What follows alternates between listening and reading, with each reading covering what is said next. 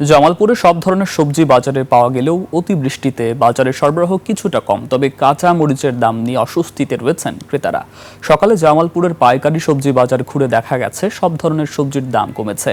আলুর বিক্রি হচ্ছে 25 টাকা কেজি দরে, যা গত সপ্তাহের তুলনায় বেশি।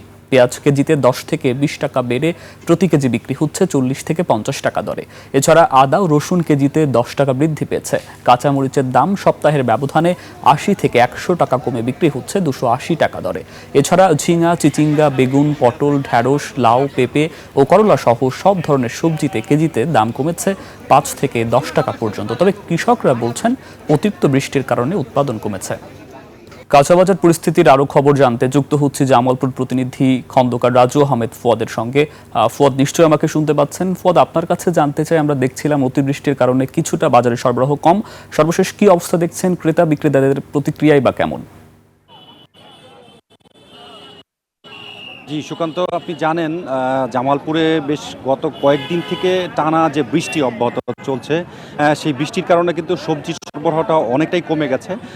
সেই কারণে গত কয়েকদিন সবজি বৃদ্ধি ছিল। বাজারে আমি দেখেছি যে বাজারে সবজির দাম কিছুটা কমেছে, প্রতি কেজিতে 5 থেকে 10 টাকা কেজিতে কমেছে। তবে সব ধরনের সবজি বাজারে পাওয়া যাচ্ছে। তবে আমি স্থানীয় কৃষকদের সাথে কথা বলেছি, তারা যদি বলছে যে অতিরিক্ত বৃষ্টির কারণে গাছ অনেক কিছু মরে গিয়েছে তাদের, এই জন্য তারা উৎপাদন কমে গিয়েছে, তারা এই জন্য সরবরাহ কমে গিয়েছে। সবচেয়ে মজার যে বিষয়টা আমি একটু জানিয়ে রাখি, সেটি হচ্ছে জামালপুরের যে কাঁচা বাজারের যে পাইকারি এবং খুচরা বাজার, এর মধ্যে বেশ ফারাক, মানে দাম নিয়ে মানুষের মধ্যে এতটা মানে পার্থক্য রয়েছে, মানে আমরা চিন্তা করা যায় না। মানুষ প্রতিদিন আমি দেখলাম যে কাঁচামরিচ পাইকারি বাজারে যেখানে বিক্রি হচ্ছে 200 থেকে 250 টাকা, সেখানে কাঁচা মানে খুচরা বাজারে সেখানে বিক্রি হচ্ছে 300 বা 350 টাকা কেজি। এই ক্ষেত্রে আসলে সাধারণ মানুষ যেটা বলছে যে এই পাইকারি এবং খুচরা বাজারের মধ্যে যে অসামঞ্জস্য, এটা নিয়ে তারা বেশ চিন্তিত। তারা বলছেন যে সরকার এই বিষয়টাকে প্রত্যেকটি বাজারে যদি তারা মনিটরিং ব্যবস্থাটা জোরদার করে, যে পাইকারি এবং খুচরা বাজারে এই যে তারতম্য, এটি যদি সরকার নিয়ন্ত্রণে রাখতে পারে, সেক্ষেত্রে হয়তো গ্রাহকরা কিছুটা স্বস্তিতে থাকবে।